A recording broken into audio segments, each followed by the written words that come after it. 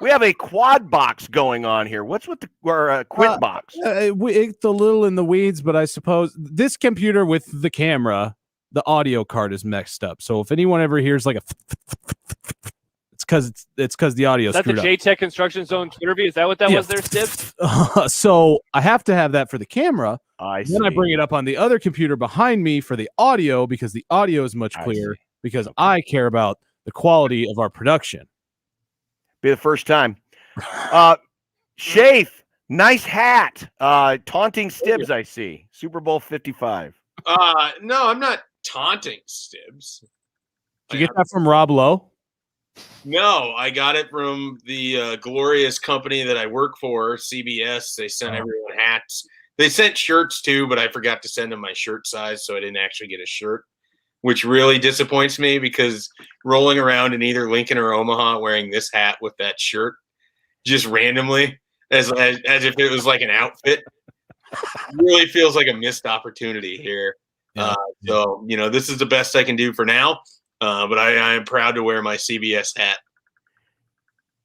You would be surprised how many people, if you did go with the hat and the shirt, would probably stop you on the streets of Lincoln once we're allowed back outside and without masks on, would ask you, so were you on the crew? What's Tony Romo like? Yeah, I don't know if it would. I don't feel like I'm the kind of person that gets stopped randomly a whole lot. Like I think people just sort of see me and my perpetual annoyed look on my face, and they just kind of like shy away. Unless they recognize me from Twitter and then they ask me about my favorite Coen Brothers movies. That's happened a couple times. So, but for the most part, I feel like I get left alone.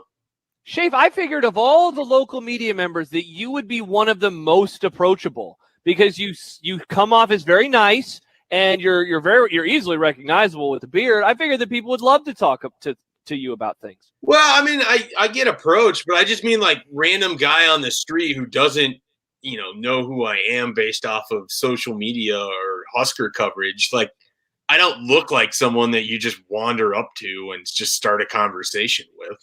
I don't know. Like, I think that I'm reasonably friendly, though I can also be a jerk. So, as Josh well knows. Can confirm. Mostly deserved, I think. Well, it's an experiment we need to try. Let's just put it. So get in the order for the shirt, and then we can send you out on the streets. And I just want to see if people stop you and say, "So, which camera were you on?" Yeah, I was actually part of the Chain Gang, which is sponsored by CBS. People don't know that, but the official is actually provided by the network. You can telling me what to do. You can tell them fake stories about how big of a jerk like Jim Nance is and how Tony Romo actually sucks, even though everyone's brainwashed for some reason. I feel like that would go against some clause or two that I have in a contract. Oh, yeah, you work for him. That's right. And so, I'm probably going to chicken out on that. All right, I'll do it for you. Thank you. Yeah.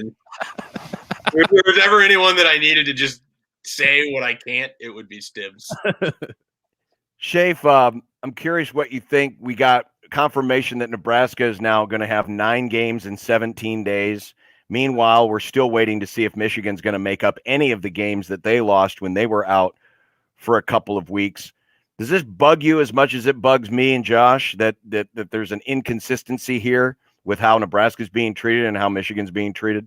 Well, it seems really odd that you basically are at Operation Warp Speed to have Nebraska play every game on its schedule, even though it doesn't actually help teams that are trying to get into the NCAA tournament, given Nebraska's net ranking, and can hurt them, as we saw with Penn State, when they do lose those games.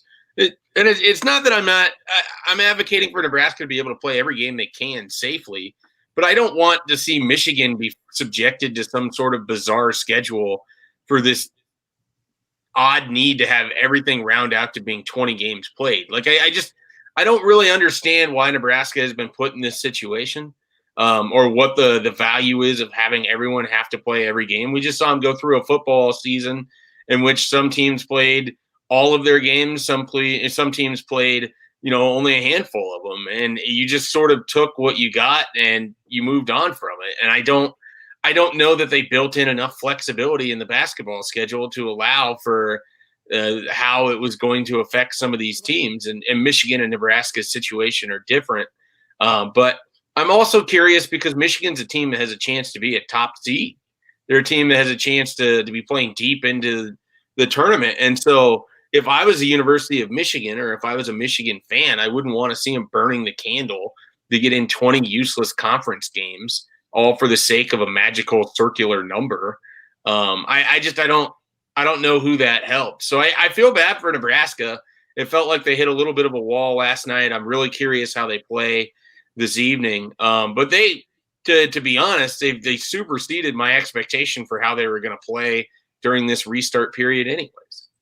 Yeah, I was going to ask you about that, Schaefer, because they have mine as well. And I guess I had been waiting, as I'm watching them, waiting for the bottom to fall out just because I feel like they're going to get fatigued. And I think that showed at the end of last night's game. And, players and coaches talked about it coming off of it. Do you think that we're going to look back on last night as the beginning of the grind of this stretch really getting to them? Or I guess, would you be surprised if they rebounded pretty well tonight and were able to keep it close with Maryland the entire time? Until they give me a reason to, I don't want to doubt that this group is going to be able to put forth as much effort as they have so far. I mean, they've played hard in these contests since the restart. They basically played hard in every game that they've been in this year. They just haven't been good enough. And so those are two different conversations. Like I said, I'm going to be very curious what they look like tonight. If they settle for a lot of long threes like they did last night, some of that's their offense.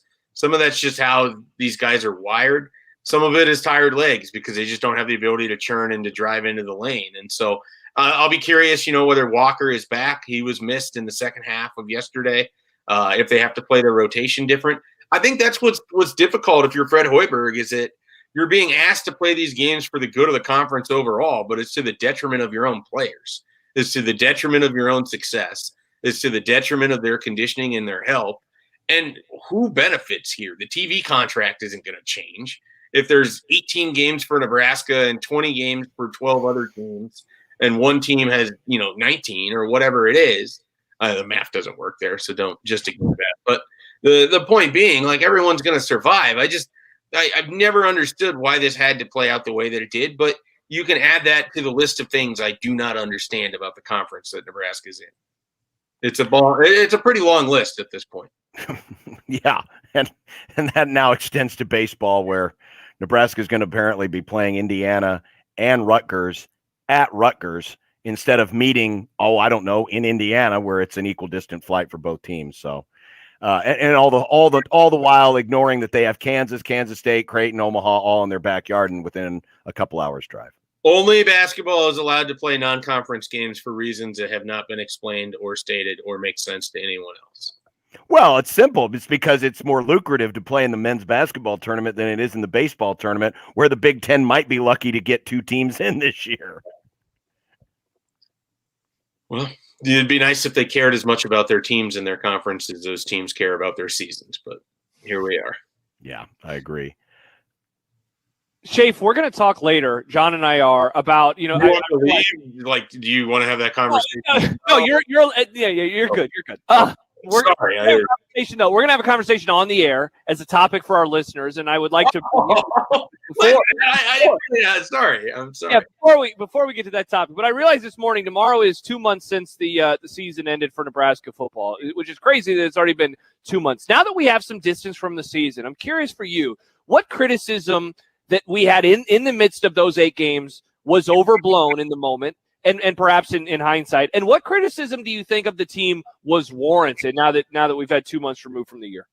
Okay, so the warranted one I think is the easiest, and that's just the continued use of personnel on offense and specifically running backs and the developing of roles for those guys. Like I don't think we know anything about Ramir Johnson, Marvin Scott, Sevion Morrison, Ronald Tompkins that we didn't know in August or October, before the restart. And so I feel like that was kind of a waste. I don't think they got enough information out of those guys. And so it's just it's frustrating to me because you go into a year, Marquise Stepp is assumed to be your starting running back, and yet Nebraska, they're going to talk all offseason about relying on their offensive line and relying on their running game and making it easier on Adrian Martinez.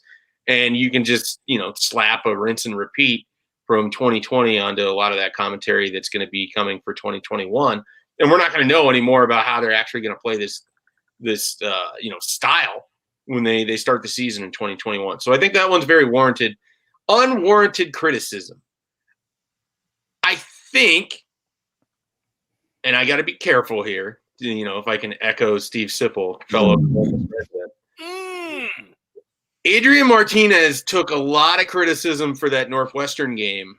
And if you look at how Northwestern played every other quarterback on their schedule, no one played well against that defense. And it makes me wonder if you would have known that if Nebraska doesn't make that switch. And then I'm curious how things play out with that offense. I'm curious how things play out with Luke and with Adrian. It's a pretty interesting what if, because you could make the case that Adrian needed to be sat down, and he came back and he played better in some of those games as the season wore on. You could also make the case that it could have hurt the relationship with Adrian Martinez and Nebraska. It doesn't seem like it has at this point, and I fully expect him to be their quarterback for 2021. But in that moment, that game got used as an example of how he couldn't do it. And then we saw Justin Fields struggle and Graham Mertz, or Graham Mertz, if you're Steve Sipple. So there's enough examples that the Northwestern game shouldn't be used entirely to have washed away Adrian Martinez in the second week of the season. But that's kind of a small thing. Other than that, I felt like a lot of the criticism that this staff received was warranted, and I still do. And I think that they do a lot of things really well. But when it comes to Saturdays, I don't always understand what the goal is, because it doesn't logically line up with how it seems like they're better positioned to stress teams. If there was a criticism, this isn't really related to the season per se, but I saw this last week. This was the head coach at Northern Illinois, Thomas Hammock. And he was quote tweeting a list that was put out. I think it was by Rivals. I'm not 100% sure. Yeah, but it showed all of the offers. Made for the 2022 class by Big Ten schools. And it showed Penn State has made 324 offers so far. Nebraska's made 322, which are third and fourth in the country. And then scaling on down from there. And there's quite a few Big Ten schools. Michigan State's in the top 10 in terms of number of offers. Michigan's in the top 15. So there's a lot of offers out there, a lot of scholarship offers for 2022. And Hammock quote tweeted this by saying, "If you find out your Big Ten offer is not real, send us your film. We only have 15 offers out there, and I know this because I personally offer each kid. An offer is only real if you have the ability to commit. Hashtag the hard way." So here we are again, and we had this happen last year, and I think it happened a couple of years ago, where schools at near the top of the list, like Nebraska, are getting highly criticized for all these just blanket offers, just throwing out offers willy-nilly. Obviously, they can't sign 320 players. But the idea is that these are non-committable offers, that these aren't valid, that eventually these things will get pulled. I think that's certainly a criticism that's been lobbed against this program that to me, I still don't understand it. And I'm curious what you think. I don't understand the criticism because I just view it as teams going about a different way of trying to do the same task, which is to bring in the best players they can in their recruiting class and using the tools or the methods that they think are going to provide the most success for that. And yeah, I mean, not every kid can commit when you have 324 offers out there. That's a very obvious thing. It doesn't matter to Nebraska if they have more offers out than these other programs. It doesn't matter to Nebraska what Northern Illinois is doing in terms of how they make their offer. Nebraska has to focus on what's going to work for them, and they've chosen to go with the wide net. And I think that's a fine way to go about it when you're a program that's in the middle of, the country, the way that they are. I mean, they have to recruit nationally. They have to recruit regionally. They have to recruit locally. They have to make a lot of offers. It's the case. And they're going to take a class that's bigger than some of these other places. And so, especially in a 2022 cycle that's going to be disrupted by the amount of holdovers and the essentially the stopping of eligibility change, or not eligibility change, but moving from freshmen to sophomores, how that affects teams' numbers and how they sign classes going forward for the next few years as they work to get that 85 number, you might see, Northern Illinois might only take 9 kids in a class. I mean, so they can get by without offering that many. It's completely fine. I don't have any concern about how Nebraska goes about doing it because I don't think there's any right way to do it in recruiting. I mean, Alabama is the best team in the country. They should only have to make 25 offers, right? Because the first 25 kids should theoretically jump on it. It doesn't work that way. And so, for a lot of these kids, it's a blessing for them, even if these offers aren't committable right away, because it allows other schools to see that there's people interested in them. It gets them on the radar. It helps increase their visibility. And they might end up at a different school entirely because of a non-committable offer that went out from Nebraska or Arizona State or Boston College or wherever. And so I don't think you would get the kids that would complain about this situation a whole lot, because I think in their heart of hearts, they know what schools are really interested based on who's actually talking to them. They know what schools they have a chance to commit to based on where they're doing their virtual visits or who they have the best relationships with or those sorts of things. So I don't really perceive it to be as big of an issue with the recruits, and it's never been laid out to me that way by recruits. Now, there's individual cases where kids feel burned a little bit because they feel like they have a good relationship, and then they try to go to commit. And, it's like when I used to get on Bumble and you'd set up that date and then you check to see how that second date could go. And then there's no response, So sometimes there's ghosting in there, even for college coaches. So that happens. And I don't think that would change even if you had less offers. It's just the nature of unfortunately how it goes. So I don't have any issue with the amount of offers that go out. I don't know why this is a big thing for the Rivals guy at Iowa. This happens all the time, 6-7 times a cycle. Let's check in to see how many offers Nebraska made. Then we yuck it up and we laugh and we laugh and we laugh. I don't understand why this is a big thing, but it won't be the last time you hear about it in 2021.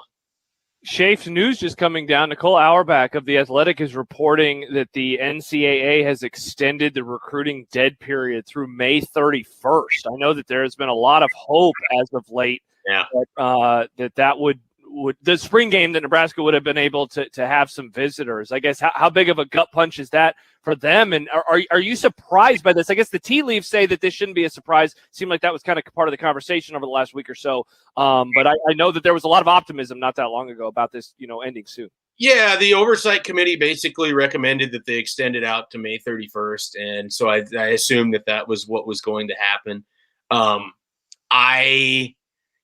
not in charge of these decisions, and there's a lot of factors you have to take into this, but a lot of these institutions have the ability to provide testing for individuals who come on unofficial visits. Now, maybe you don't allow for official visits yet, but you open it up for unofficial visits. Schools can make that determination on their own. They can test and have tests available for the family when they get to campus, make sure that everything is fine there, and then go through with a visit. Like, I think that's a realistic thing that could happen. I think if you have some schools that don't want to pay for that, that's completely fine. But at some point, you have to start moving forward. And I do think that would have been the route to go. But instead, we're going to have this conversation now in another month or two, and it's going to be, well, is it all that much better in June than it is in May? Because I feel like as a country, we're headed in the right direction. I feel like numbers are headed in the right direction, but obviously COVID still exists. If the idea is that COVID isn't going to exist and then you're eventually going to have these visits again, are we looking at another year in which there's no visitors allowed on campus? So, and these 2022s are in a really tough spot because a lot of them didn't get the opportunity to visit for the 2020 season. They maybe hadn't started their recruiting process at all. And so they're further behind than a lot of the kids that were in the 2021 class that got to, at least get to campus or had established relationships. And so it's difficult. It's difficult if you're in Nebraska because how hard can you lean on a kid? So I put in a crystal ball for Quentin Conley, a wide receiver out of Kansas City. I think Nebraska has a great chance to get him, but he wants to make sure that he's going to go to the place that he needs to go. And I don't know if he's going to take a self-guided visit because he wants the full experience. He wants to be able to sit down with Scott Frost, or he wants to be able to sit down with Matt Campbell or with whoever else is recruiting him. And for him, doesn't he just have to keep kind of kicking the can down the road, so to speak. I mean, if he wants those visits, he can't commit. And then you have coaches that are going to be pressuring guys to commit when they haven't visited. Like it creates a cycle that isn't great for the recruits at all. And I think at some point you have to be willing to move forward, and the NCAA just apparently is not there yet. Yeah. Willing to move forward with all of their sports and, change things from sport to sport, but not willing to move ahead with the young people that are wanting to come and visit populate those sports that are to populate those sports on those teams. And this lifelong decisions based off of Zoom calls. Yeah. And you're not going to make a very informed decision. And I fear what's going to happen next year. I mean, people have heart failure right now over how many players end up in the transfer portal. I fear what it's going to look like next year when you get a lot of these kids who just the experience wasn't what they thought it would be because they never got a chance to actually experience the school and know what they were getting into. It's like an Airbnb or when you go and you look up a hotel that you're staying at. Oh, the pictures look fantastic, but then you get to the room and it's like, this isn't what I signed up for. And this is something that you're committing to for 4 years, not for 4 days. Yeah, and as you guys well know, Nebraska is the kind of place that you pretty much have to see it to get a real feel for it. It's not something that you can just see pictures of and walk away and have an understanding. And I don't say that as any sort of Nebraska's super special. It's more so to allow people to understand what's actually here beyond what the general, preconception of what Nebraska is. Josh, could you just move the dog in front of your face? It'd look a lot better. I can put the microphone on his head. He can give us the takes, probably better than mine. Probably. He won't be dumb enough to predict that we'll never see below 0 again. Not again, just this year. We're done for this year. It's going to be great. Till tomorrow morning. So are you you're just stealing other people's bits now? Is that what you're doing? Okay, I'm sick of this stuff that I stole Jack. But yeah, see, now you scared him away. I didn't steal anyone's bit. I've been making guarantees that have been wrong for years as well. This isn't a new thing. This is old. Okay, so when you do a 27-mile run around Omaha as your penance for this this guarantee that was wrong, you didn't steal that bit either. Hey, I'm not running around Omaha. We still haven't decided what my my penance will be. He's wearing a MAGA hat. We're going to have him wear a MAGA hat during the show. I never agreed to this. Well, Jack Mitchell did that too. I mean, you're just see exactly. I'm not going to steal something. I'll do something. Next, Pat Fitzgerald's jersey is going to be spotted in Omaha. Well, Schaefer, thanks a lot for the time. Thanks for joining us here on the old stream, and I hope you get that T-shirt order in because we've got to be dressing in layers these days, and you could use another layer, I suppose, or it might look good at your wedding. Yeah, if you can get married and you have an opportunity to represent America's most watched network, maybe you should do that, and I'll have to consider it, and I'll check in with Shelby to see her thoughts on it as well. Are you obliged to say that as an employee of CBS, America's most watched network? Absolutely not. But here, let me give you the rundown on what's going to be on 60 Minutes this week. I thought you were going to give us a rundown of what's on CBS tonight. I couldn't guess it if you gave me 1,000 guesses what's on CBS tonight. I would prefer that this interview ends before I say anything that can be recorded. Nice. Okay, fair enough. Hey guys. Mike Schaefer of the Columbia Broadcasting System joining us in the stream on Stibbs TV. By the way, we have, when we return, a frost flash, and I think John is going to hate this news, and he's going to start the campaign that involves a lot of crying. So stay tuned for that. Exciting. Yeah. Oh, great! They've finally done it. They're going to switch. The whole uniform's just going to be solid black. They won't even have numbers or anything. It'll just be a giant black uniform. Pajamas.